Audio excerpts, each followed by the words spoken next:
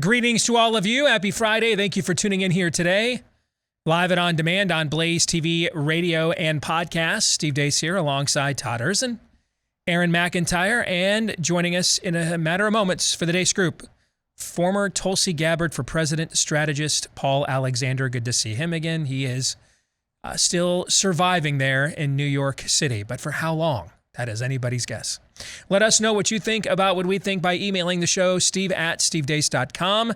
That's DEACE. Like us on Facebook, MeWe, Parler, and Gab. Follow me on Twitter and Getter @Steve Deace Show, and get clips of the show that you can watch for free and free of censorship when you go to rumble.com/Steve Deace Show. And yes, we are up finally on Truth Social. I just forget to post there. I gotta remember that that's there. At Real Steve Deace is where you can find us on Truth Social, at Real Steve Deace. And Built.com, because I actually forgot to mention Built Bar yesterday, so I'm going to make sure I don't forget that 2 days in a row, okay?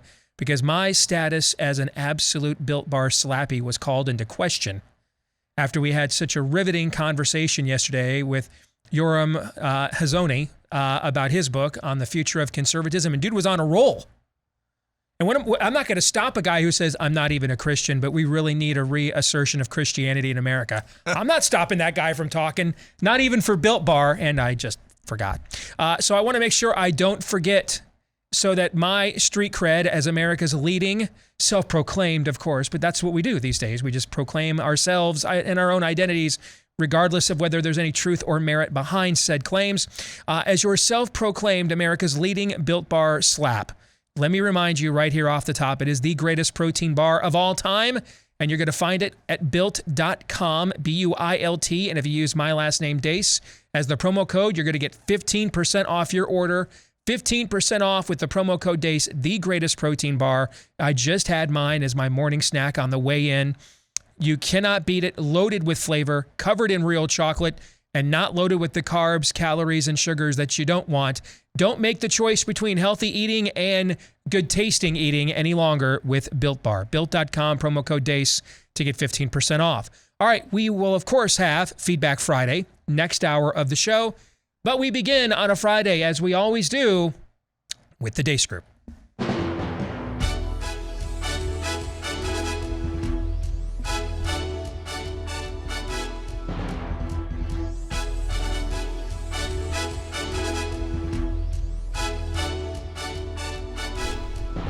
Your weekly look at the week that was begins with issue 1, Bleep, Lord Nefarious Says.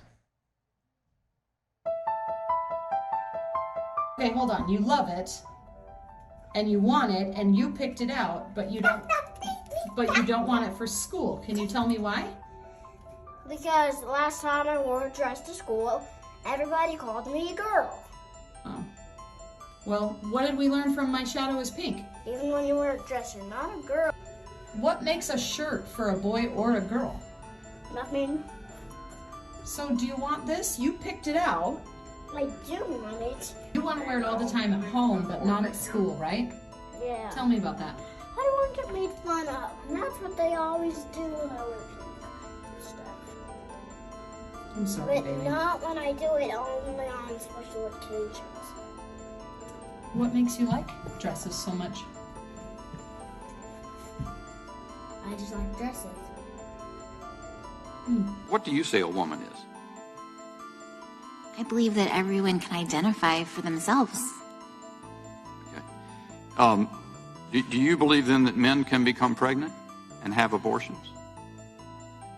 Yes. What is the principal distinction between the human being that is 2 years old, or 9 months old, or 1 week old, or an hour old, than one that is 8 inches further up the birth canal in the utero? What's the difference? Why is it okay in the latter case and not the former cases? I trust people to determine what to do with their own bodies. Wow. Full stop. Do you believe in abortion after birth? Would you support that? I believe in whatever the woman wants to choose to do, that's her choice. At any point of the child's life? At any point of the lady's life, that's her choice. To kill another person's body? It's going to always be her choice. Even after the baby's born? It's always her choice. So if they're 2 years old? It's always her choice. I can kill my 2-year-old. It's a woman's right to choose. To kill their child at any point. Woman's right to choose. We're here today because we both like science and love God. And we don't think the Christian faith and science are at odds. To teach the children well doesn't mean we have to tell them that the Bible isn't true or that science has it out for you. We don't think we're mistaken if we quote from Francis Bacon, who said God has given 2 great books, so open book and take a look at scripture and at nature, so we can celebrate your grand design. Why, it's divine! And we will find God has a mind, and faith and science just don't have to be at war. I'm here with Francis Collins. He created the coronavirus in a bathtub with Bill Gates so they could implant us all with microchips and control our brains and take away our freedoms.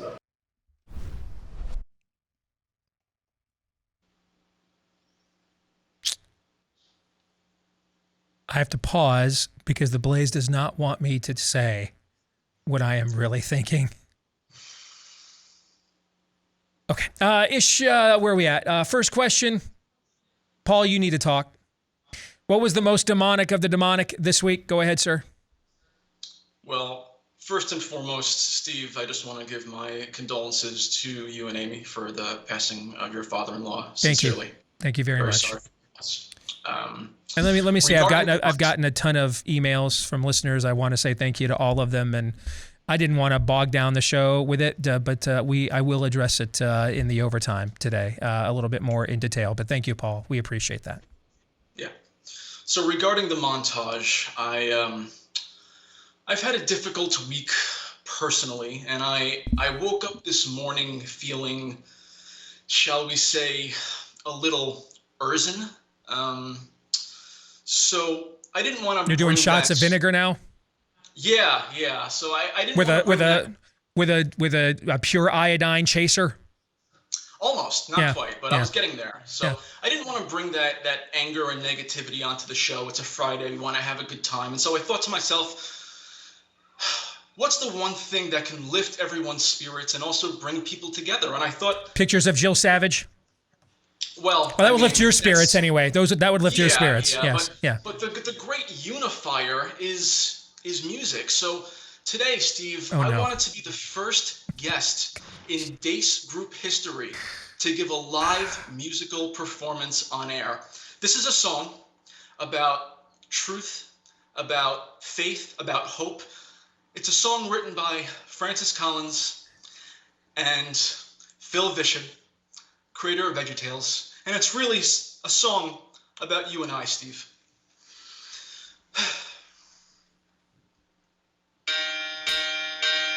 We're here today to talk about the science and love God, but we don't think the Christian faith and science are at odds. To teach the children well doesn't mean we have to tell them that the Bible isn't true or that science has it out for you. Oh, baby, give me one chance, Jill.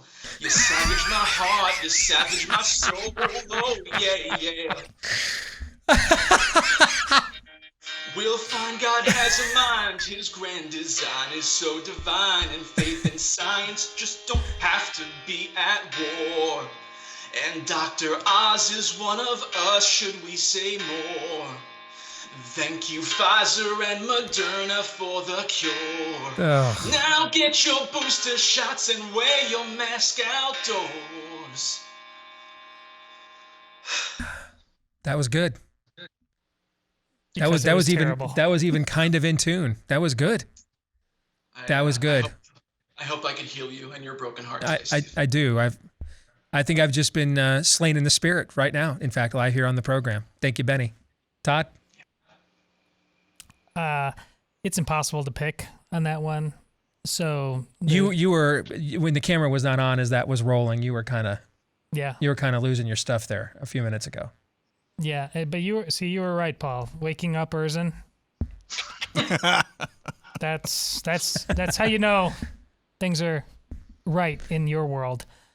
But right out of the gate, that that mom and her son, and just multiply that by the teachers that are doing that to all kinds of kids who aren't their children. You are dealing with a wickedness that is unparalleled in all of human history. I know that's really, really hard when you just heard that the gaslighting from Collins and VeggieTales guy. Or Paul attempt to Cyrano de Bergerac, Jill Savage. But yes, yeah. Gotta try, man. Because that is I respect the game. I respect it. Go ahead. Because that is gaslighting. They're telling you that those crazy conspiracy theorists over there, which is their only thing they're going to be able to say, the more obvious things become. It's just going to be pure psychological warfare. They have to try to make you be afraid of 1 + 1 = 2. Like thinking that, believing that means you're a racist. You are being experimented on. Your children are being... Look at that boy. Look at the goodness in him. Try to fight back. And the person that he knows he's linked to more than anybody in his life is just actively sabotaging it. That is evil that, as Boromir once said, does not sleep. You must defeat it. And I don't know how much time there is left. Aaron. My brain is all over the place with watching that montage again and watching Paul. It's kind of hard to narrow down here. I will say the Francis Collins and Phil Vischer thing is not a departure from what we watched for the previous 2 minutes. There's no difference in the gaslighting that Todd just pointed out of Phil Vischer ostensibly making fun of the same people, the same believers who made him probably very rich, making fun of them, denigrating them, as if anybody who has any problems with the science automatically believes that Francis Collins and Bill Gates made COVID together in a bathtub. That's what he's saying there. That's what he's saying there. There's no difference between that, really, and I believe in a person's right to do what they want with their own body. Full stop. There's no difference. It's the same spirit of the age driving both of them. So probably the Francis Collins, Phil Vischer thing. Let's get to the exit question. On a scale of 1 to 10, with 1 being the odds we will ever see a man get pregnant, and 10 being the odds that Lindsey Graham will never impregnate a woman. Rate this week's level of total depravity, Paul. Steve, the longer you continue to put me in these uncomfortable situations with your mischaracterization of Lindsey Graham, the longer I have to make you uncomfortable. So I'm going to make a confession right now to you and your audience. Do you know that on my nightstand, I keep a framed 8x10 of Dr. Oz and Michelle Obama? I just wanted you to know that, Steve.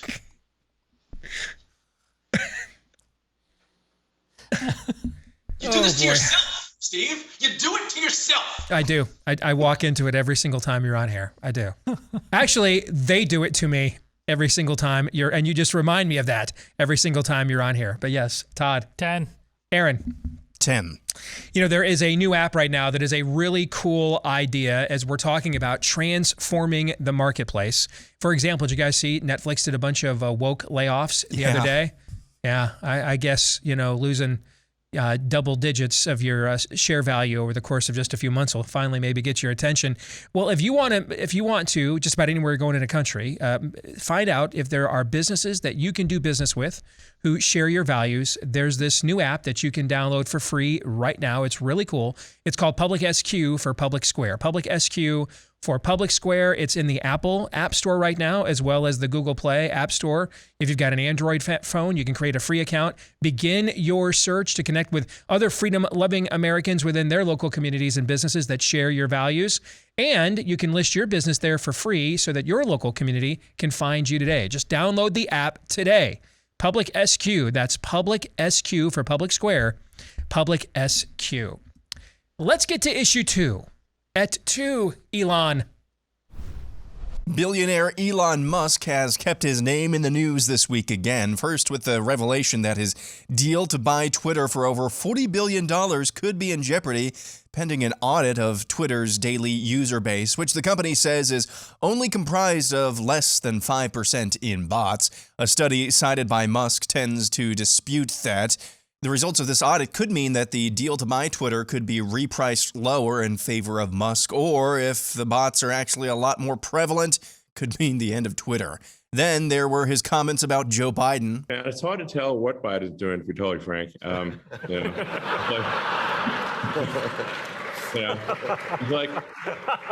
feel like it's weekend at Bernie's. The real president is whoever controls the teleprompter. It's like the path to power is the path to the teleprompter. Because then he just reads the teleprompter.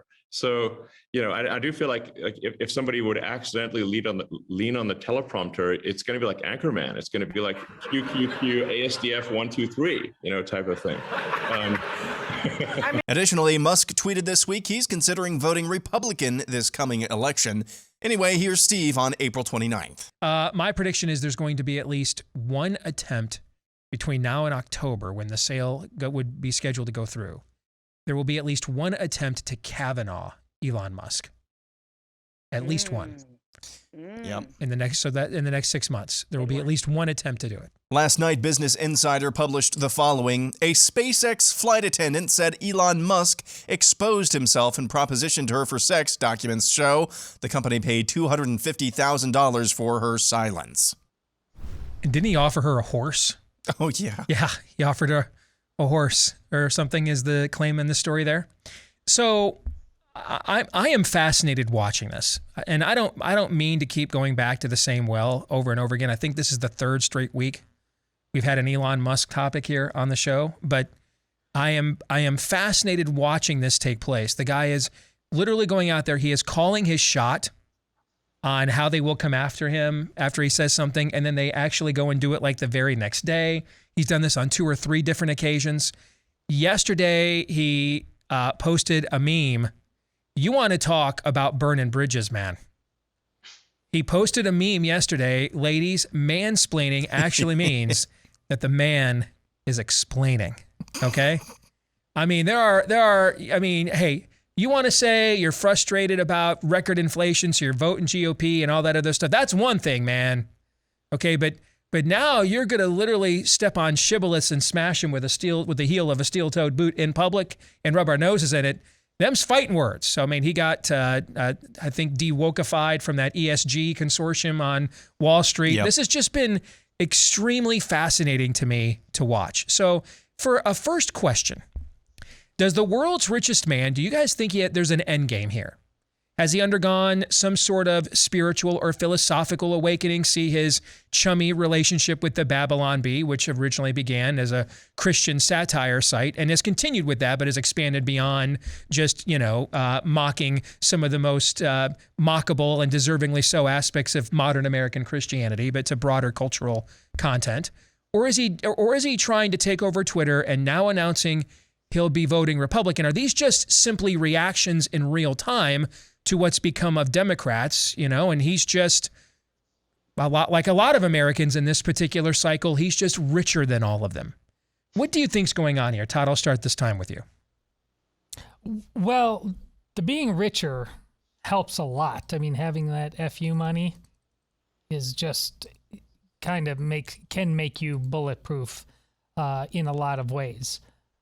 But we've seen this comedians, we've seen this, even though on the pro-life issue, you just lamented how he lost his mind. But what's the Barstool Sports guy? Portnoy. We got COVID. Yeah. We saw him have epiphany. Yeah. I think everybody. But now he's come back and said, hey, if they overturn Roe, I don't care what the economy is, I'm voting Democrat. Yeah. I know. Yeah. So it happens to different people, different ways, different times, but you're finding out, honestly, what this is actually just a real guy. And this is important to say in light of, we have for so long think a real grandpa Christian is that musical act that we just saw. Really, we believe that. And there's like, is there any Old West at all in our sensibilities? Good news. We're on the path to finding out, money. I'll just leave it there. But go ahead. But I've just started watching with my wife 1883.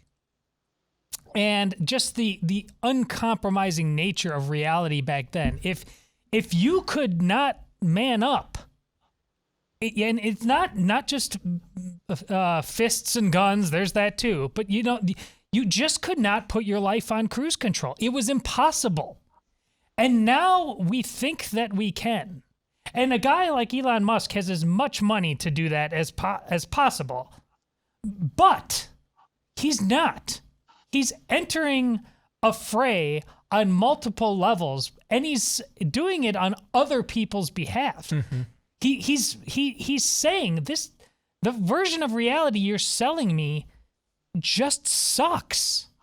And I want something better, not for just for myself, but for other people. That is just being a guy. And we find that with DeSantis as well. DeSantis there's no talking points. There's no agenda other than I'm sick of this and I'm setting the terms and I'm going to find you and I'm going to win. It's damn refreshing, and it can look in a lot of different ways. Elon Musk is not Ron DeSantis, is not Steve Deace. Is he James Woods? Because that's kind of what you're describing, is the transition that James Woods made from the 80s to the public persona that he has today. Yeah. So, Paul, your perspective on this, I think, will be the most fascinating, all right? Because you come from a side of the street that we don't necessarily, and you talk to people that we don't necessarily. So what's your view of this? More than likely, it's real-time reaction. He's simply noticing where the vitriol that's being directed at him is coming from, and it's almost exclusively from the left. And for the sin of what exactly? Championing free speech. Mm-hmm. So if that's his personal experience right now, why would he continue to vote for the party that is actively fostering this culture? Based on what I know about Elon, he appears far more like a libertarian than a Republican. It should be noted that one of his original business partners over there at PayPal, Peter Thiel, who's openly gay, but is an interesting figure in that he actually is fairly right wing on a lot of things other than the gay marriage issue. Is not like the Koch brothers who were trying to move the Republican Party to the left. Thiel tends to promote and fund a lot of hard right or pure MAGA candidates and causes. And so he has, and that relationship, of course, goes back to the early 90s. We're going back 30 years. So there's at least some cross-pollination with people on my side of the street that Elon Musk has had before, somewhere along the line. Look, personally, what I wish someone with his means would consider, rather than simply voting GOP and further validating this toxic, broken duopoly, is investing some of his resources into elevating a viable third party. Work with the Libertarian Party, work with Andrew Yang's Forward Party. That could actually change how our political system operates rather than just voting GOP out of protest. I might actually agree with you on that. Give him time. Just on sheer principle, because you know me, I'm a huge fan of the duopoly. Aaron, yeah. I think Elon Musk is. If you force me to pick from one of those options, it would be a reaction. To me, it seems like there's a little bit of Trump in him. Where he, in the sense that he is just unafraid to challenge shibboleths, to step on people's toes, in that sense, without the gratingness necessarily of Donald Trump that he's always brought to the table. I think the number one thing with Musk is one, he's got FU money, as Todd pointed out. And two, I think he has realized, hey, even if I didn't have FU money, I'm surrounded in this culture, in this country, in this climate. I am surrounded by absolute pansies. What happens if I just like start calling bluffs here? What happens if start I calling hands at the table? What happens if I just start tearing bleep up? Yeah.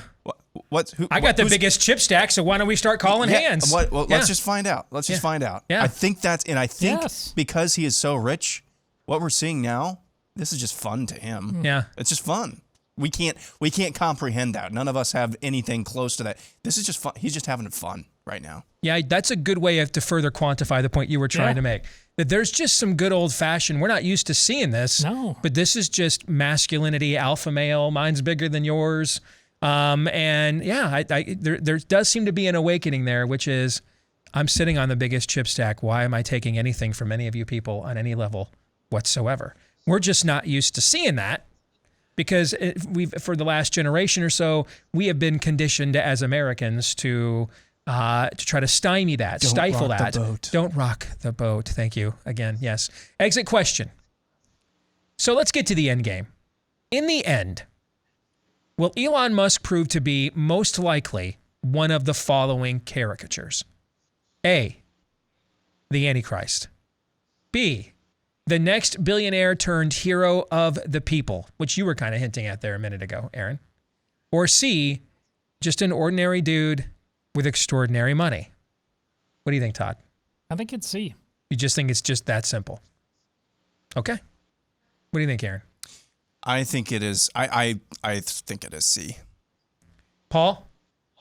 Yeah, I think B is a possibility, but if I had to pick one, I would say C. What? I think it's most likely C2. What makes it B? What would make it B, Aaron? I think the size of his portfolio staying steady and or increasing. What do you think of that? Well, I think what makes it B is if it's a lot of sound and fury signifying nothing, like conservative book selling junkets. You know, there's a lot of talk, but it's actually producing nothing. Like once we see this close on Twitter, if it closes, do people get their accounts back? Does he really change anything, or was it just like a mega moment? Yeah, I think it's fascinating. But, we went through this with Trump. The guy donated money to Planned Parenthood. The guy donated money to Al Sharpton. And believe me, I helped do some of that Oppo research for the Cruz campaign. So I know it all still, chapter and verse. But he genuinely did really, he did really care about the goofy bastards out there. He really did care. He does care about the average guy. He does. Okay?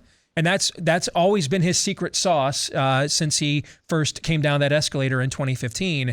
It is fascinating that we could be sitting here in an era where we're even contemplating that a guy that is really the original electric, or at least the J.R. Ewing, J.P. Morgan of the electric car movement, right?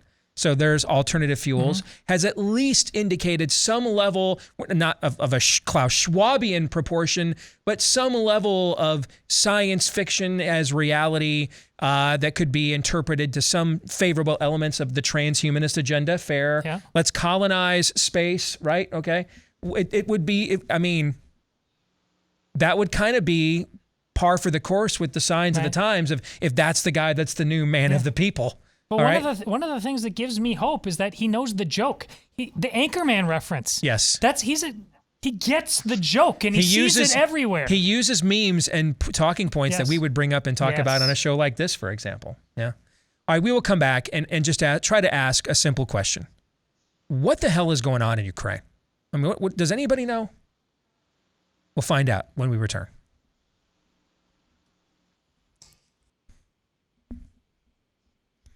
During these unprecedented times, you want to make sure you get into the real estate market with an agent that you'll be recommending to people you care about many years later, like I had the last time we got into the housing market. And 16 years later, I'm still recommending that exact same agent to my producer, Aaron. And he used our agent, Scott, him and Bella did, to get through their first ever home ownership experience and help you navigate these treacherous waters. How did that go? Great. It went. I mean, I couldn't have asked for a better process for speaking for myself, a nervous, slightly neurotic first-time home buyer. So if that's you, or you're just neurotic because you've done this before, so you know you need to be neurotic about it, make sure you go in and find yourself an agent that you can trust, someone that you'll be recommending for years to come to the people that you care about. When you go to realestateagentsitrust.com, again, just about anywhere you want to move to or from here in the U.S., we can help you find one. That's a real estate agent that you can trust at realestateagentsitrust.com. Let's bring back in Paul Alexander for the Dace Group, and let's get to issue 3. What the hell is going on in Ukraine? I have no idea what's going on in Ukraine, so here's Opie from Family Guy to explain.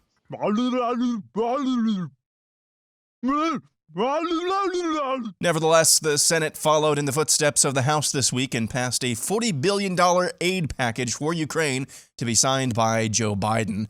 In addition, 2 of Russia's Nordic neighbors, Finland and Sweden, officially applied for membership to NATO this week as well.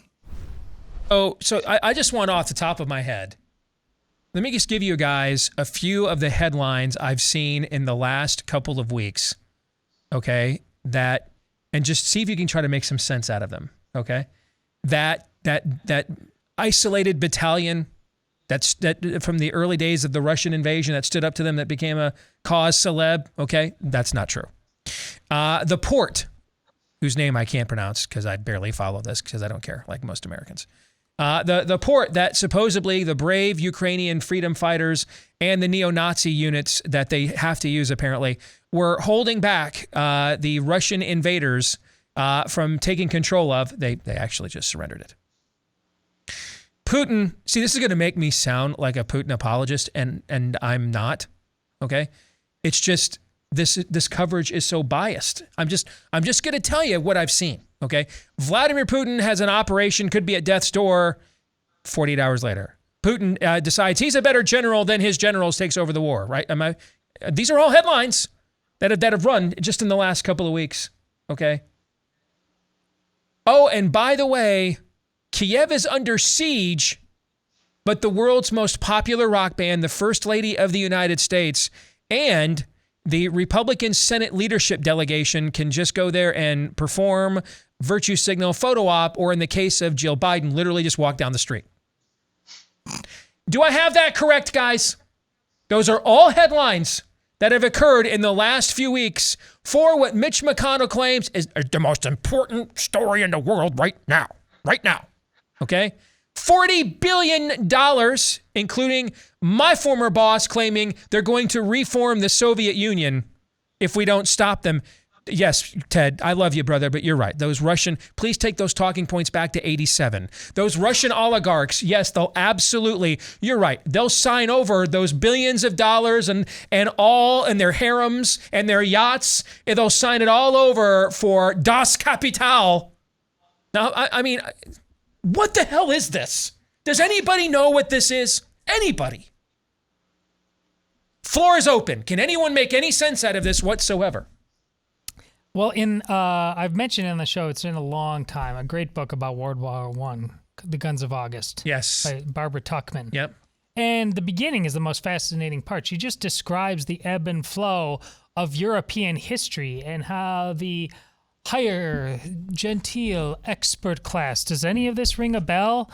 It was just kind of time again to sort things out, right, as we do amongst the incestuous families of the Habsburg dynasty, yes, that are all related. Yes. But what they really did not comprehend or bank on is how the weapons of warfare had kind of, the gas, the trench warfare, the automatic weaponry, all of that stuff, that it turned in their mind, they were fighting the old war, and the new war came up and just... Right. Here's mustard gas. Here's airplanes. Yes. Biological weapons and gas masks. Yes. This has the feeling at the Ukraine of the This is a great analogy, the by expert the way. class, the smart set, all just, doing what we do. It's the CFR is the new Habsburgs, and the Putin wing and the WEF Soros wing is just deciding amongst themselves who gets to money their laundry and drugs and bioweapons through Ukraine, basically. Because it's clear,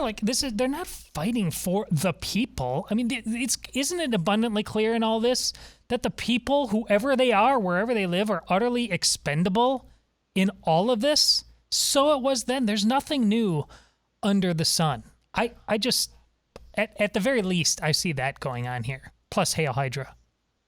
That's as good of a damn explanation as I have heard anybody offer since this mess began with the Russian invasion a couple of months ago. Who wants to take the next stab at it? Paul, you want to go ahead?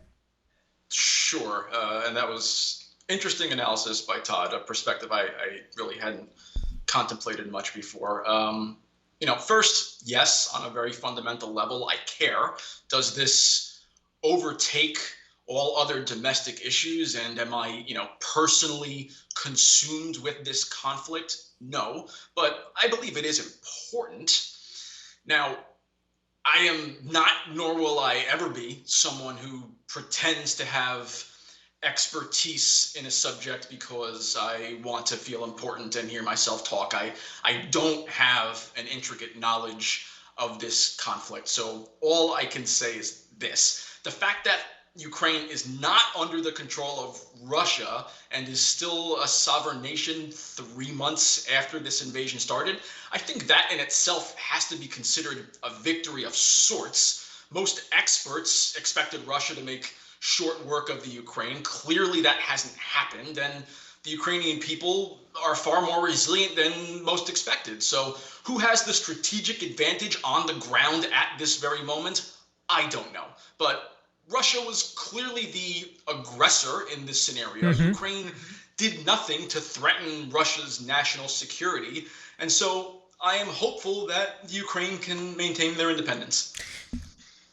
Agreed. I mean, I think I predicted about a month and a half ago.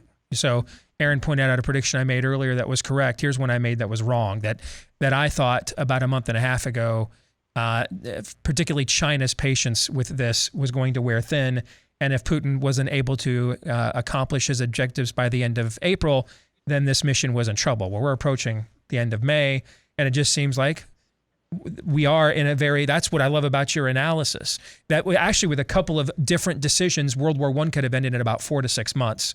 And for whatever reasons, the Germans' brilliant military genius from the time of Bismarck and Prussia did not recognize those signs and played it coy. And then this thing ended up mushrooming and blooming into the war that ended all wars and became the worst war in world history at that point in time. And you do wonder about that, because here's the thing. I guarantee you that Putin did not think he was still going to be in a ground war in Ukraine 3 months into this. I guarantee he didn't. But I also don't trust the quote-unquote experts that guaranteed that Russia was going to roll over us, because a lot of them are the same experts that told us that Donald Trump was a Russian asset because Putin had a P-tape of him, correct? So that's our point. We don't know what to trust. I don't know whose angle to trust. Everything just kind of seems like everybody is projecting their biases into this and is determined that they can just abandon all pretext, Aaron, of any objectivity whatsoever. I mean, it's like this thing started with mission creep. Correct, which is our foreign policy when it comes to anything military. It's what is the objective here? What's the objective? What is the end goal? What would you like to see accomplished? And I don't think that's been answered. And I'm not going to just make poop up. I have no idea what's going on there, because anytime I see something having to do with Ukraine, with very limited exceptions, and what I mean by that is war reports, this was overtaken or retaken, this was surrendered, I just ignore it because I don't know what's real. Can you, Ghost of Kiev, anyone? I just don't know what's real, because the same people, it was clear for about the first 2 weeks, this was the new current thing. And then they realized that the current thing wasn't taking, and so now it's just gone to, as you said, mission creep, and it's just festering right now. So I got nothing. Like I alluded to the other day, maybe the Tesseract is hidden there, and maybe that's why the West is so invested in trying to defend Ukraine. I don't know. To me, the biggest fear of them all, and I've said this from day one, is Putin since he is the aggressor here, he cannot take an L. And so you start asking yourself, again, back to your Guns of August metaphor from a minute ago, how far is he willing to go? I mean, we got huge headlines that Finland and Sweden are going to join NATO. Of course, they don't want to host any bases or contribute anything on a military basis. They kind of, did you guys get that when they gave you the huge screaming headlines? Did you read the actual story where they both said that? I mean, it's Francis Collins' VeggieTales sing-song Christianity. So we want to join NATO, but we don't actually want to participate. What the hell is that? Okay. They want the defense that. Yeah, they want America to subsidize their defense against Russian hegemony in the Baltic. That's what they really want. Yes. Let's get to the exit question. I asked this question again after I asked it last week, but given the Ukrainian port surrender this week, let me ask it once more. 90 days from now, what is the status of Ukraine as a country, Todd? The same it is today. That this just goes on into perpetuity. Well, I don't know perpetuity, but you gave me 90 days. Okay. So you think by 90 days Putin does not escalate? That he just continues with this war of rigor mortis? That's because that's really what I'm asking. Yeah. What's the timetable you think Putin has on himself before he just says, switch, I'm out. This has to end. I don't think it hits it in 30 days. Okay, I said 90. Excuse me, 90 days. I'm sorry. I meant 3 months. Paul, what do you think? Yeah, look, not to be redundant, I mean, the short answer is I have no way of knowing, but as a counterpoint to the port surrender story, Newsweek put out a story earlier this week that said an estimated 1/3 of Russia's ground troops have been lost during this conflict thus far. That's a massive toll. So my gut feeling is that Ukraine is still a sovereign nation 90 days from now, but I could easily be proven wrong. Okay. Aaron? I think it continues to fester. So here's our kicker question for issue 4 this week. What would you do, and maybe this is why China is showing a lot of patience with what Russia is doing in Ukraine, is they're watching. What would you do if you were president and China invaded Taiwan? Aaron, go. I would immediately cut off all economic diplomatic ties with China and might consider tactically bombing some of their military facilities. Because what happens then, I mean, China already has so much. If they get Taiwan, a lot of our goods and a lot of our chips and things like that for electronics are already made there. You don't really have anything to lose. Todd? Yeah, divesting economically and telling them that whatever debt you think we owe you will never, ever be paid if you do this. Paul? Yeah, I mean, Taiwan is obviously a more strategically important ally in terms of trade in our economy than the Ukraine. So I think more aggressive intervention could be justified, or at least not be as unpopular with the American public. But look, say what you will about President Biden, and there is no shortage of legitimate criticisms to make about how he has governed. But I think, by and large, if we remove the price tag of the aid we've been giving the Ukraine at a time when our own economy is so obviously hurting, he has navigated this situation on the world stage fairly well. NATO is more united than ever. Russia is more isolated than ever. And I think those outcomes could serve as something of a deterrent if China was considering such a move. Well, it's funny you should say that, because I was actually going to suggest the administration's made a huge mistake by not making the case from the outset that if this is their policy, that Russia has to be contained, okay, and Ukraine is, if I'm taking them at their word, and this really isn't about protecting some other third interest, which is what I really think, but I'll just take them at their word, then to me there's an easy or a simple connection to make here is,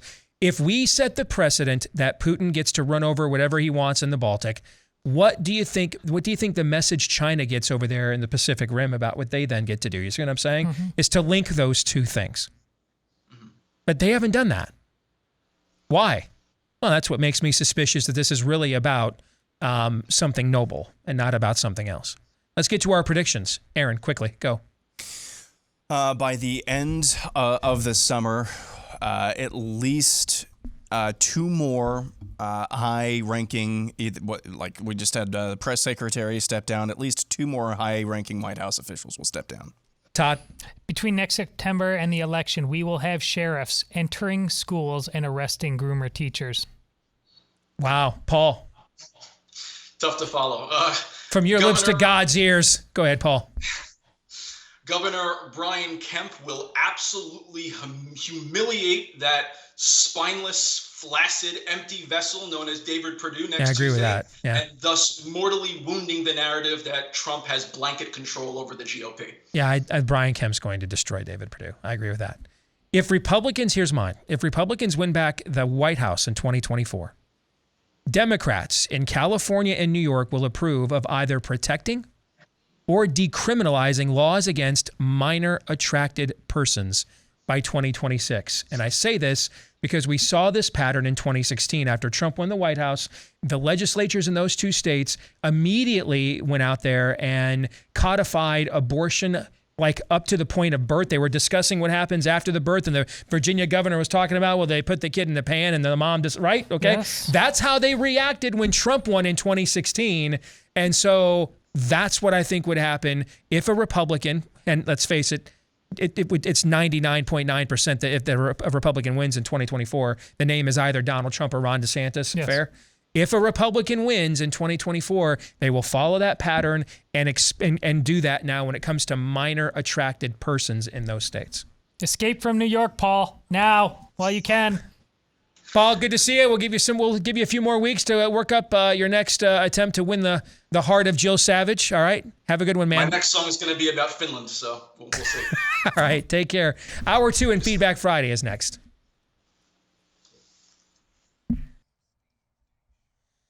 We're back with Hour 2 live and on demand right here on Blaze TV, radio, and podcast. I'm Steve Deace. He's Aaron McIntyre. He's Todd Erzin. You can let us know who you are by emailing the show. We've got some breaking news, by the way, we have to let the audience in on. We'll tell you that here in just a moment. Email the program, steve@stevedeace.com, DEACE. Like us on Facebook, MeWe, Parler, and Gab. Follow me at Steve Deace Show on Getter and Twitter. Get clips of the show that are free to watch and also censorship-free when you go to rumble.com/Steve Deace Show. Also, don't forget we're on Truth Social at Real Steve Deace. And if you are a podcast listener, please leave us a 5-star review and hit subscribe or follow. Thanks to all of you that are podcast listeners who have already done that for us as well. This portion of the show brought to you by our friends over at Omega XL. 360 places in your body from your neck to your feet called joints that are key for us to remain active as we get older. But as we get older, they can also become hubs for inflammation. That's why you're looking for an all-natural anti-inflammatory that is backed by going on 3 decades of clinical research and now about 3 years of me using it on a daily basis, so I can testify to just how good of a product Omega XL really is. And if you want to try it now because you want to finally confront the chronic pain or the lingering achiness, soreness, stiffness in your back, your neck, your knees, your hip, likely caused by that inflammation, you want to finally confront it. Give Omega XL a shot right now. You can buy 1 bottle, get a second one for free when you go to omegaxl.com/Steve. That's omegaxl.com/Steve, or give them a call at 800-844-4888. I mentioned we have some breaking news, and we do. This is out of the Durham trial, the Durham investigation into the true origins of the fake Russian collusion narrative. Where did that begin? Robbie Mook, that may be a name familiar to some of you. He ran Hillary Clinton's presidential campaign in 2016. He has testified under oath in Durham's latest trial. He has testified under oath that Hillary Clinton approved the dissemination, personally approved it herself, the dissemination of the debunked Trump Russian bank allegations, or the Russian collusion a portion of the Russian collusion allegations. He has testified to this under oath. that she personally approved of disseminating that information to the media. Anybody that read or saw Primary Colors back in the day, which is an incredible story, and it's about the Clintons, and it's about how they basically lost their souls to politics. And at the end, the woman who does all their Oppo research for them played by Kathy Bates, she walks away because she gets them the Oppo research that they want, and wasn't going to give it to them, but then decides she's going to give it to them to see if they still are the same hippies that she fell in love with at university, or if they have essentially become the new Nixonians, just with Democrat policies instead. So she gives them the Oppo research on Paul Tsongas, which is the character played by Larry Hagman in the film. They give it to that. She gives it to them to see if they'll act on it. And what do they do at the end of the film? Without batting an eyelash, they absolutely do. And it's actually Hillary who takes the lead on acting on the Oppo research. And Bill's like, all right, just kind of goes along. So this is, of course, not a surprise or shock to any sentient being within the 9 realms. It's just a surprise or shock to see Robbie Mook, her former campaign advisor, admit it under oath in the Durham trial here today. Any thoughts on this before we go to Feedback Friday? I think the left actually hopes she gets put in jail at this point so they can gaslight it. Yep.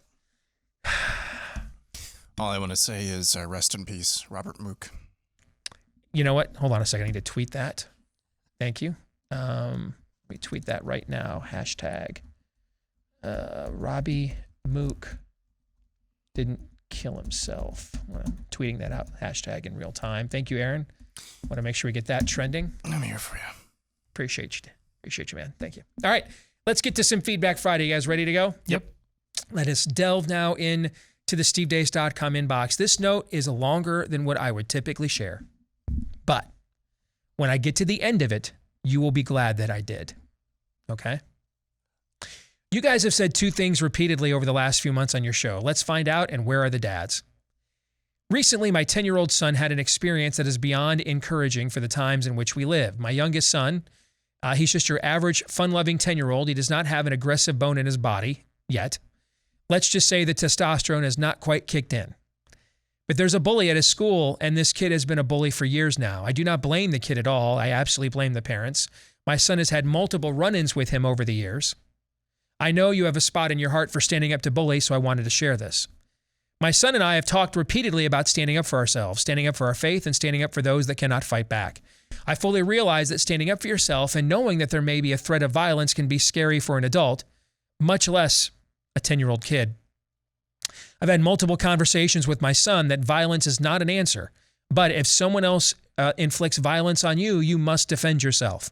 We have talked about the fact that if that happens, then you are to not respond with flight, but with fight. As a dad, I don't know if this is right or wrong. Oh, it is very right. I've read to the end of the note. It's very right. I don't know if this is right or wrong, but I have told my kids that if another person hits them, they then are to defend themselves and keep defending themselves against that person until someone pulls them off. I realize this may not be turn the other cheek viewpoint. Turn the other cheek is not about self-defense. It's about vengeance.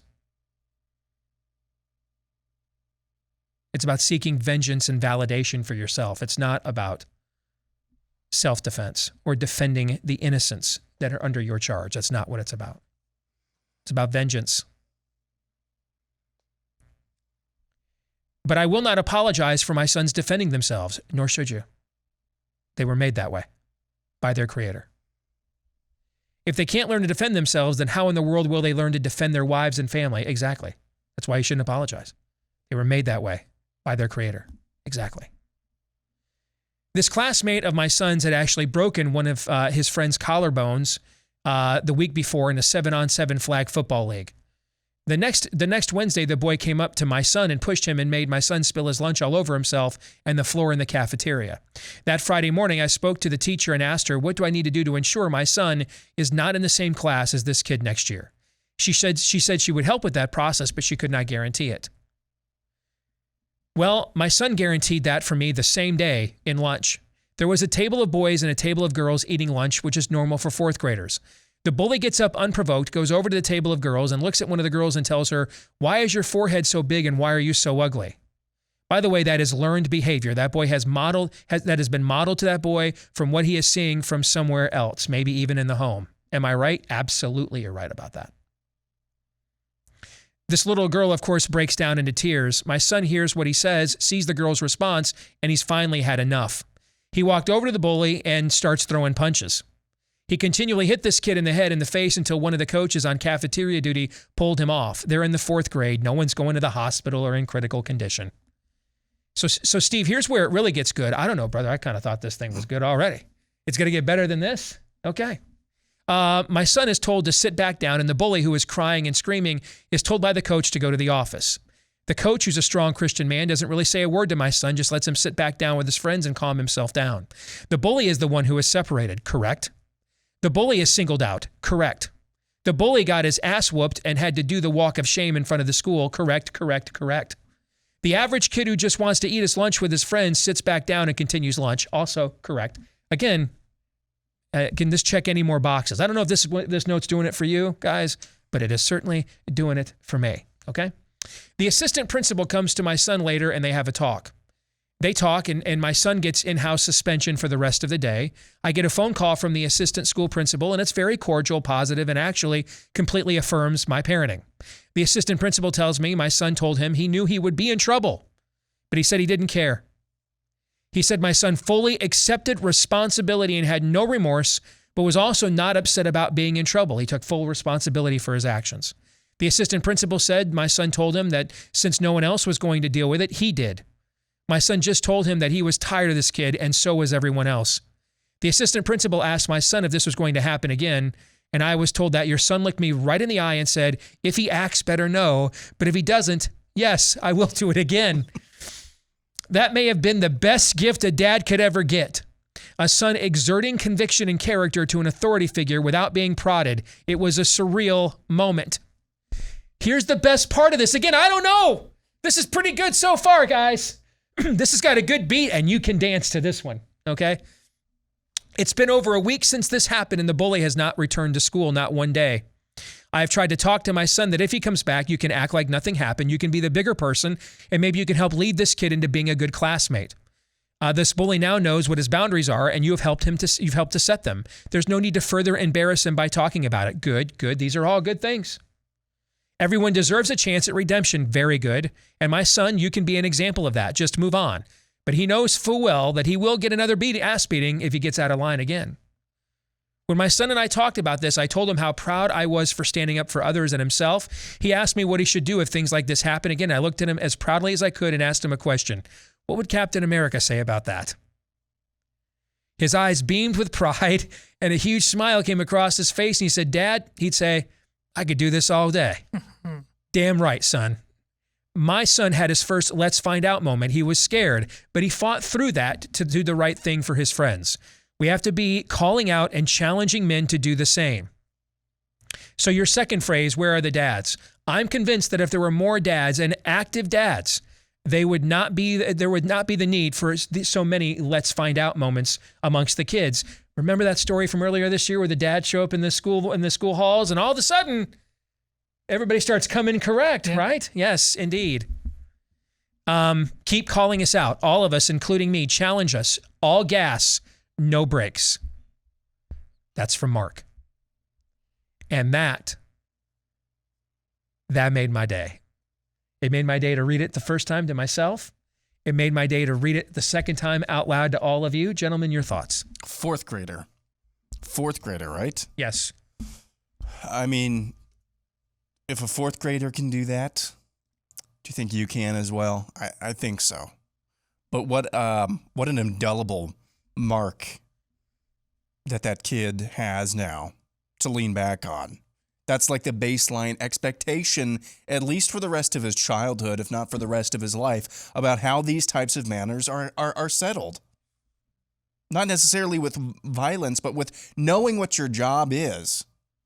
The violence isn't the point. It's he knew what was right and what was wrong, and he took action.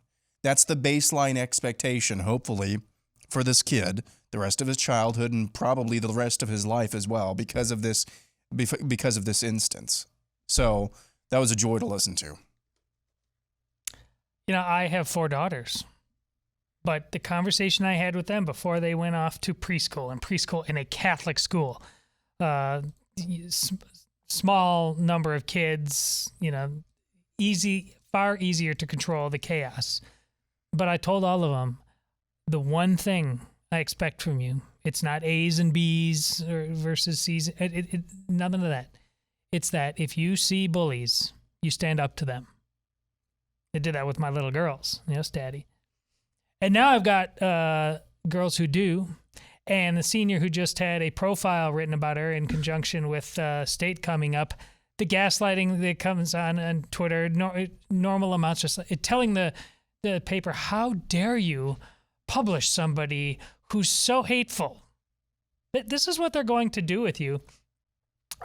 There's no way around it. It doesn't matter if you're like my daughter and hasn't caused trouble for anybody. They will paint you this way. So you need to have your Sean Connery in you. What are you prepared to do? And there's no talk. Like, I don't know. That kid probably hasn't come back for very terrible reasons. Yeah. It's very, very sad. It's very sad. But it was going to be sad no matter what. Yeah. That's the thing. All you had is in that moment, her hurt and his chaos, and you had to make a choice. And you needed to, if he has any chance, even with whatever he's dealing with now, he couldn't keep going down this road where his salvation is viewed through the pain of others. That's exactly right. And you said, this stops right damn now. You're going to feel a little bit of pain yourself. You're going to feel a little bit, and you need to. And you earned it. And I'm happy to do it for you. But then you're right. Absolutely. If that kid comes back, hopefully there's some restoration. Unfortunately, it appears your son is going to have to be in charge of that too. I know you talked about a nice Christian man in there, but like, why in the hell does this go on? Because all of you are a bunch of damn Christian banjo-playing, veggie-tail SOBs who need to look below and find out whether you were in fact born a man or a woman and do what must be done. Can I just do the final live read? Can we just end that end the show on that note? Just get out of here and or maybe just roll that on a loop for the next 45 minutes? Because nothing forthcoming will be more important or impactful than what he just said. As it turns out, I woke up Erzin this morning. This note is not going to be quite as fun to read. The thing is, both you and Hannity are cut from the same cloth, Steve. You're both... Just let me finish. You're both egotistical and judgmental. Both of you that have a following that amounts to cultish acclaim. Your proclamations of your own Christian-based ideation is wrong, wrong, wrong, as you repeatedly rush to judgment of others with your own biased ideations. There is none of Jesus' meekness in any of you or your fellow compatriots on the show during the 2 hours you spew your vile. Though I find interesting your knowledge of politics, there are times you're bent on proclaiming your Christian base. It turns my stomach as much as other money-hungry preaching fornicators that are on at midnight begging for the ignorant to send them their money. That is from Dee Dee Karenbauer. Here's why I wanted to read this. That's not why, but funny. Now, the reason I wanted to read this is number one. Believe me, the last thing I want to generate. So you don't need to do this. I don't need a bunch of you to like send notes to me. Hey, you're doing a great. Don't do that because it will kind of affirm her point. Okay, I don't want a cultish following. I don't want that. I mean, in many respects, she is contradicting herself. On one hand, she claims I have a cultish following, and then on the other hand, she claims that I proclaim Christ way too much. Well, the reason I do that, frankly, is so that I don't have a cultish following. He deserves the following. I don't deserve anything. I'm a kid born to a 15-year-old mom. I already have been given far more than I deserve, beginning with salvation. Now, I'm fairly confident what I just said has nothing in common with what transpires on Sean Hannity's program on a daily basis. But I also don't want to have a cultish following. I don't want people to do things because I said to do them, or vote ways because I said to vote certain ways. If I like a candidate, I will tell you, and I'm not endorsing that candidate because I don't want them to win. But I even told you last week when the Pennsylvania thing was going on, vote the way you want. You guys are on the ground there. I don't know. My major issue with that candidacy, with Kathy's candidacy, was I thought a completely unfair standard of quote unquote of a fallacy known as electability was being put on an open Christian woman that was not being applied to everybody else. And so I felt an obligation to defend a sister. That's all. Whether you thought she was or wasn't the best candidate in the race really isn't for me to say. Here's the other thing, though, I wanted to address with this note. If you think, first of all, I am a phony. And so is Todd. And so is Aaron. And so are all of you. To some degree, we are all phonies. There is no such thing as a non-hypocritical believer. If we were capable of living out the fruit of the Spirit, living Christ-like meekness totally on our own and in our own power, we wouldn't have much of a need for Christ, would we? Right. Right. So, yeah, I'm a phony. Follow me around. Follow the deep, dark recesses of my brain and some of the things that I ponder or am tempted by or want to indulge in. You'll find a lot of things in there that are hypocritical to Christianity. Absolutely. We're all phonies. Actually, the first step to becoming a real Christian is to admit you're a fraud in some respects. You're a sinner. You can't do this on your own. And by continuing to try, you will just continue to wreak more havoc upon yourself and those around you. Again, I think I'm aware enough of Sean Hannity's content. I don't know that you'll ever hear anything like that on his program. But if you believe that I am peddling something that is phony, not that I'm a phony, because I freely admit that I am, because we all are. But if you think that what I'm peddling is phony, then you should absolutely have the same reaction that Dee Dee does here. And you should do everything you can to try to steer people clear of ever approaching this program for failure of being deceived. Just as I do that. When I think people are deceiving others, you hear me say, hey, that guy I think is a deceiver, or that I think that show, that's a heretic, don't do that. I do that, right? Yeah. If you think I'm doing that, I would full-fledged urge you, by all means, let that thought be known. So Dee Dee, what I would tell you, this may surprise you, don't send this note to me. That's just a rant. That's just, having a tantrum. If you really believe this about me, wherever it is that you live, if you run into anyone at all that listens or watches this show, make sure you share that opinion with them. They should hear it. Sending this to me won't do any good, because if I am what you think I am, it's not like I'm going to change my ways. I'm just going to continue the scam, right? I'm going to continue peddling the phoniness, right? Because it's lining my pockets. That's the charge that she's making. So sending this, what would be the point of sending a note to Joel Osteen? Hey, dude, do you know you never preach the Bible?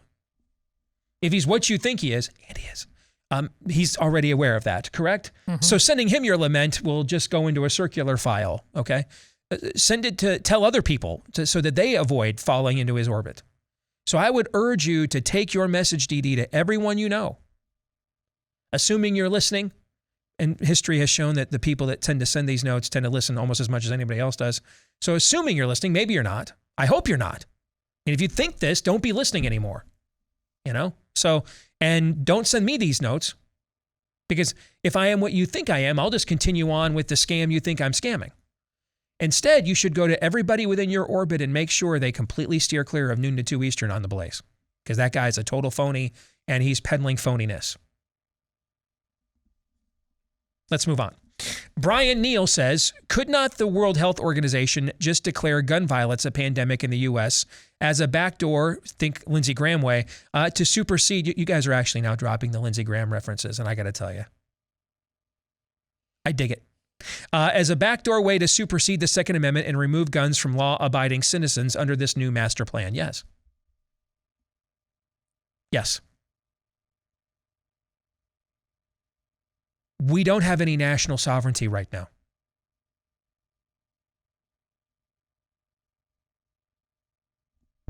That's why I've not spent a lot of time on this story. Because the only sovereignty we have as a nation right now is exerted on a molecular, granular level. What are you willing in your home, and then your family, and then your community? What are you willing to comply with, and what are you willing to not comply with? Fourth graders in the lunchroom, for That's example. exactly right. Yes. That is now the extent of American sovereignty. Folks, you live in a country where drug cartels from another country fly drones over your sovereign lands in order to spot where your almost non-existent border patrol is, in order to circumvent it by exporting even more drug mules, even more opioids, and even more human traffickers. You're not a sovereign people. We're not a sovereign nation. Didn't we just spend the last 26 months being proven that? Can't have a job unless we violate your bodily autonomy. Can't show up at this building unless you choke yourself out. Can't leave your house. Isolate your loved ones. Don't go to church. We don't have any national sovereignty. This is a failed nation state, guys. It's a failed nation state.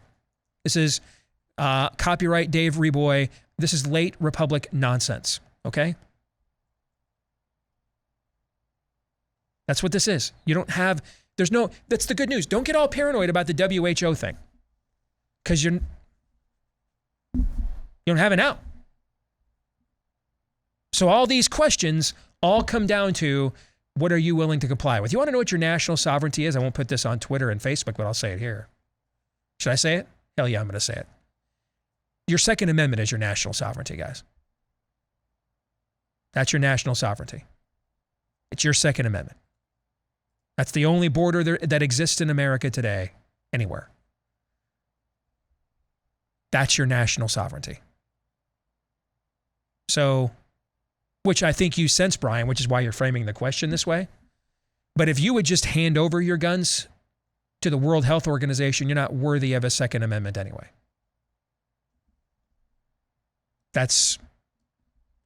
Sovereignty is now, what will you as an individual, your home, your family, your household, and your community, what will they comply with? Whatever you're willing to comply with, they are going to do to you. And I mean whatever. Whatever you will comply with, I promise you, they will do it to you. Whatever. That is the new definition of American sovereignty. Any thoughts on that? That's dark, but it's real. And that's what we do here. That's not mere rhetoric. You've let way too much go for way too long in the name of your comfort. You must be willing to, and that's not a now thing. Again, it's always been an American thing. It's always been a Christian thing. The amount of sacrifice you would put in to make things better, because that's the math of this thing. There is no cruise control. Each generation must take a stand, must stand a post. Yet many of you won't. I would just say as well,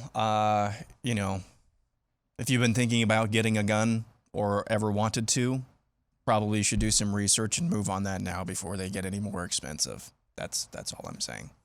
We're not joking. We're not being hyperbolic. No. The road that this goes down ends at the barrel of your gun, probably. I mean, that's the road that it went down at the start of this thing called the American story. Is that not how this whole thing started? Yes.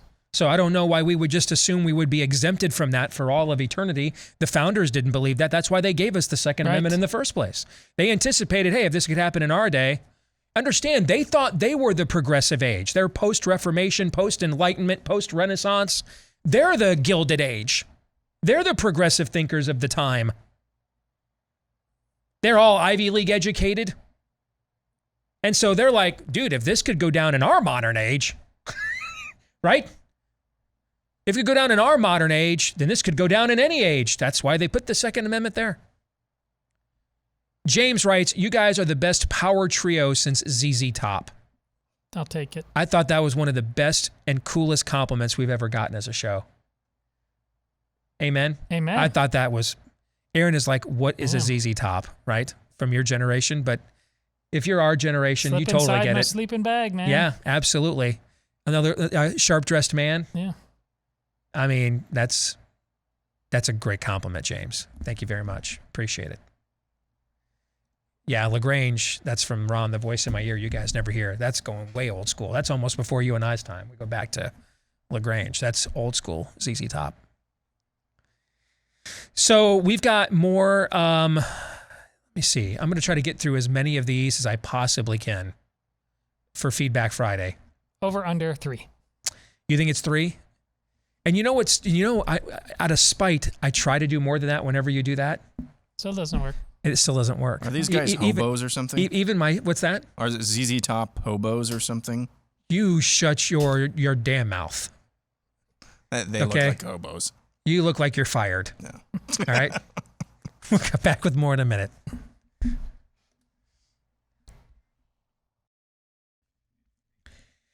If you're a dog owner, then that pet means more to you and your family than just giving it food and water. The health, happiness of that pet is important to you, and it brings you happiness to make it happy. So that's why we've been telling you for a while now about Rough Greens. It's the supplement powder that you mix in with your pet's food because it puts back into your pet's diet the vitamins, minerals, and nutrients, a lot of which that were stripped out of that food before it ever left the factory and got to the store.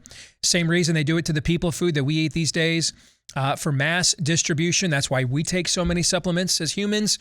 And now there is one for your pet. And if my dog Cap is any indication, it's also delicious. I can't say I've tried this one. Thank you. Is that a new sound effect? I like it. Okay.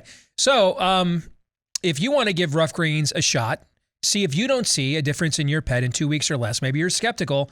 I get it. We'll give you the first 14-day Jumpstart bag for free. You'll pay for the shipping because if you put a little money in, you're more inclined to go ahead and try it. And we think it's good for your pet, so we want you to. All right, take advantage of this special offer when you go to roughgreens.com, RUFF. That's how they spell it over there, roughgreens.com, or you can call them at 833-ROUGH-DOG.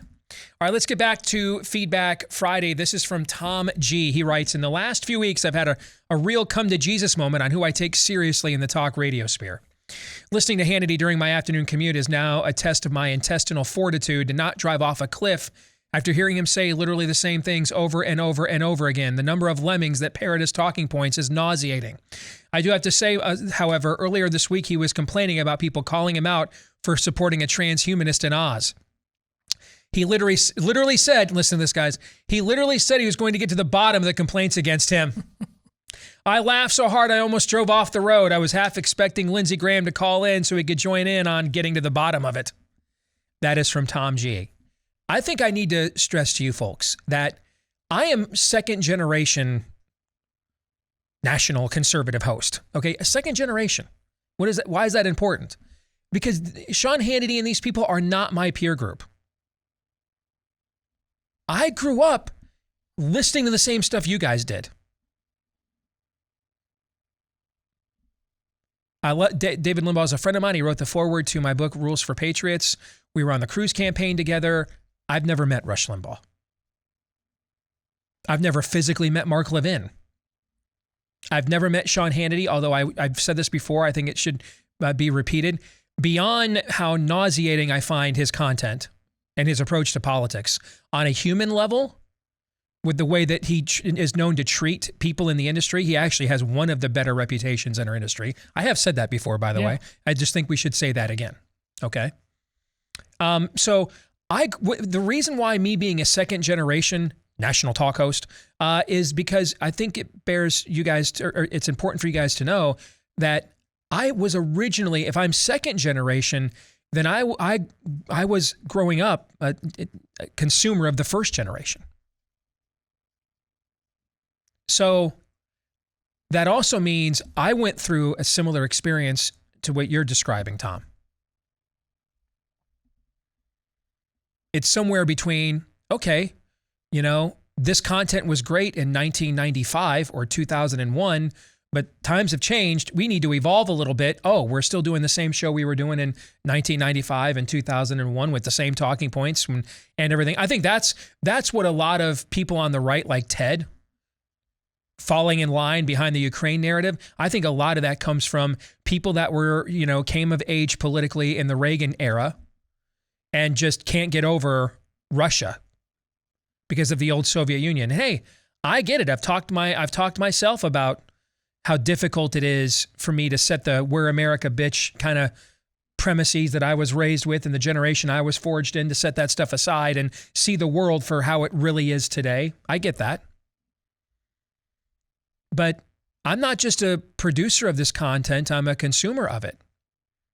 So I've had my own come to Jesus moments talking to people like you, Todd, and other friends of mine over the years, like, is there something wrong with me, or is just this show, so-and-so show, or so-and-so's shtick or approach just isn't doing it for me anymore? Like, it doesn't seem to speak to where we're at right now. So I totally get that. And here is my hope and prayer. My hope and prayer is that in about 20 years, someone else in a large group of you will now be saying the exact same things about me. That's my hope and prayer. Because A, that means the country survived that long, because I'm skeptical of that, frankly. And B, that means we survived that long. We survived long enough to see ourselves become the villain. That this show was successful enough to get to the point now where the next generation, the third generation of this arises now and realizes it's got different problems in 2040 something. And the stuff that we were talking about in 2021 seems trite and cliched. That's the natural ebb and flow of things. That's healthy, actually. That's the natural transition of generations. Now, the problem we have is prior to this current generation. And a lot of it is life expectancy, but that's not all. Prior to this current generation, there was not nearly as systemic a problem with people just holding on and on and on and on and on and on as there is now. Do you guys know the Rolling Stones are going on tour again this summer? I did not. Yeah, after they buried Charlie, the drummer, because he died at like 86, I think it was. They're going back on tour this summer, guys. I love Paul McCartney to death. He's on tour right now, guys. Paul McCartney is. Brought to you by Geritol. You know, I mean, this is different. There is something about this current generation that it doesn't want to let go and allow that natural transition that we were just talking about to take place. Because they think that's all there is, Steve. And yes, and they're that special of a generation, and what would we do without them? That's part of it too, yeah. And so as a result, we've got all kinds of people now, and you see this even in conservative media, we've got all kinds of people right now, even on the right, we're the side that supposedly believes in transcendence and more to life than just a survival rate, right? We got a lot of people in our own ranks that are still saying a lot of the same things they were saying 20, 30 years ago, even though 20, 30 years ago, Bill Clinton was signing the Defense of Marriage Act into law and almost every Democrat voted for it. It's just not the same. And I pray that the time will come that we'll be challenged with that same dilemma, that it's time now for us to take the George Costanza tap out and you know, do a victory lap, and we'll see you guys on the flip side, because it's time for a new generation to take over.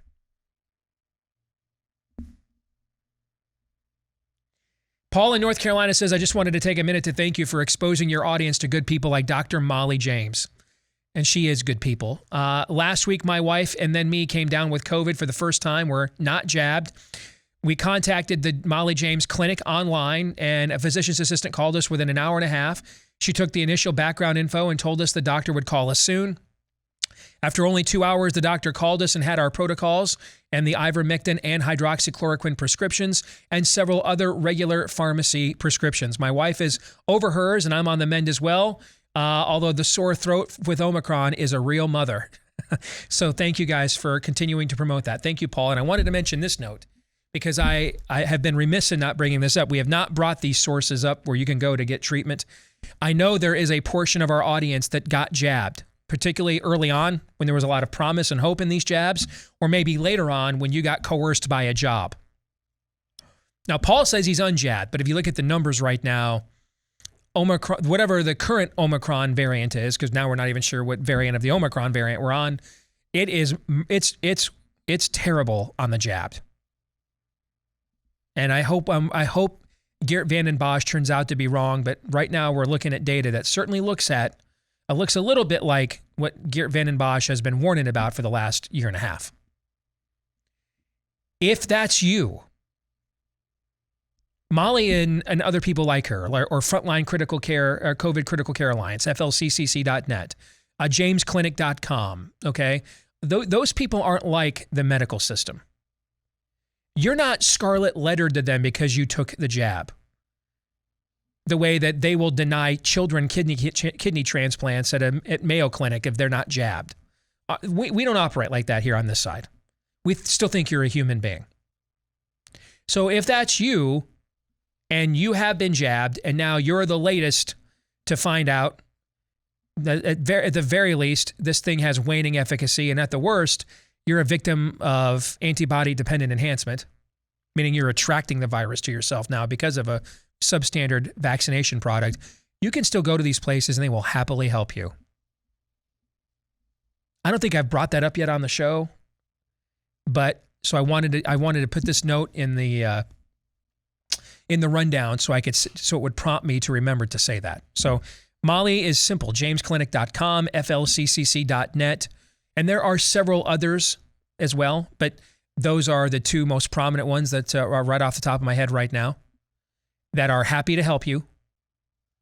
If you're finding out, oh, I got jabbed and it didn't work, as a lot of people are finding out right now. Where to go next? Eric King has, I think, an interesting question. It would seem that perhaps one of the reasons that the left is rather shy when it comes to actively debating or acknowledging views even remotely approaching the right is not merely to discredit dissent by ignoring it, but also to avoid divulging details about their true worldview and the plans that they have, because it would alienate not only their own base, but even maybe some of their more radical members at the moment. Aside from the maxim of Aaron's razor, which is, it's just demonic, bro, I would like to know your thoughts about how the left has managed to maintain such a broad sense of unity when there are probably very few specifics that large swaths of their base outside of higher education indoctrination camps would even agree on. This is a great question. Man, we could do an entire hour on this question, Eric. I know the answer. Because this isn't just... Oh, I'll challenge you on that here in a second. This isn't just the theological component here, but there's a political science answer here too. What do you think the answer is, or at least one of the answers, Todd? They hate God and they hate you. That is absolutely one of the answers. But there's a lot of people within the Democratic Party, a lot of black ministers, non-white ministers, they would not fall in that camp. But here's the thing. You're starting to see slippage now, aren't you? I talked about this a couple of weeks ago. You're watching the two parties flip identities, flip ecosystems, habitats. For the longest time, and frankly, I got this from Rush, I just put my own spin on it. For the longest time, I used to say, if you ask someone why they're a Democrat, they'll give you an identity, right? I'm black, I'm Hispanic, I'm gay, I'm a teacher, I'm a single mom, etc. And if you ask somebody why you're Republican, they'll give you a value or an issue. I'm for low taxes. I believe in a strong national defense. I'm pro-life. They'll give you, right? Okay. And so the Republicans were the ideologically driven party, which made them an excellent minority party. They were great at getting together on what they were going to say no to when the Democrats were in power. Terrible at governing in many cases because these ideologies often did not agree on what should be the priority issues to now govern on now that we're in charge. The Democrats were the coalition party. This is changing.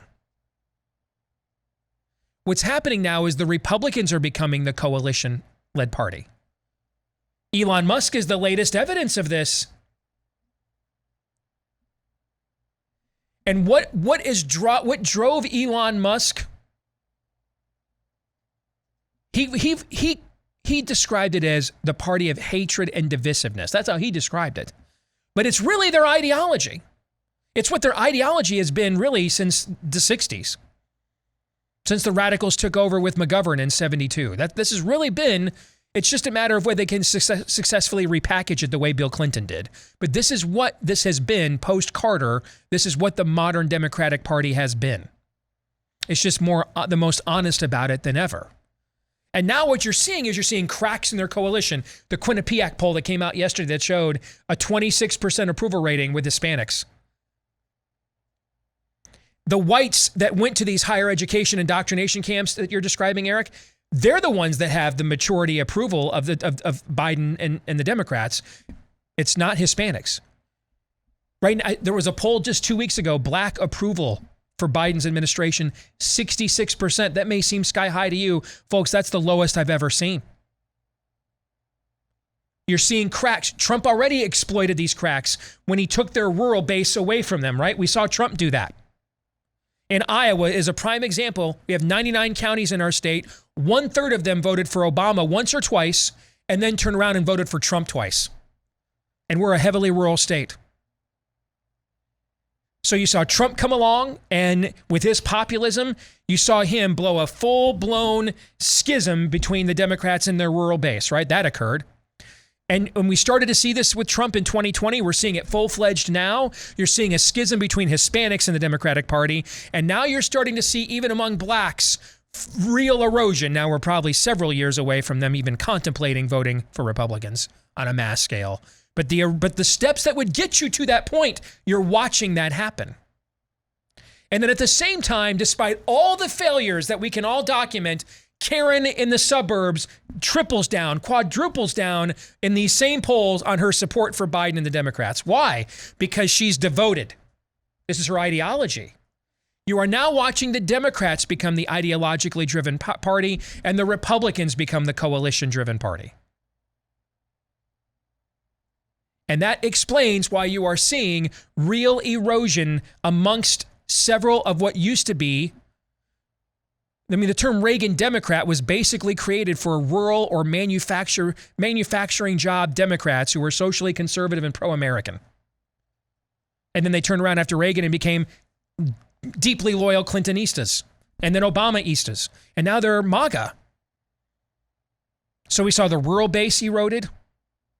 You're watching the Hispanic base be eroded. And now you're seeing the early signs of erosion within their black voter base. Why? Because those bases aren't down with the spirit of the age. They were down with the original agreement, which is we want access to government. Republicans prevent us from that to feed their corporate whore buddies. And so we got to beat Republicans. That was the original compact. That was the original social compact of the modern Democratic Party. The deal has been altered. And they will alter it further. The deal is now, it's the spirit of the age, all gas, no brakes, or nothing. And that's why you're watching the ecosystems of the two parties change. Excellent question, Eric. We're going to stick around and do overtime for Blaze TV subscribers. For the rest of you, have a great weekend. We will see you on Monday. John 3:17.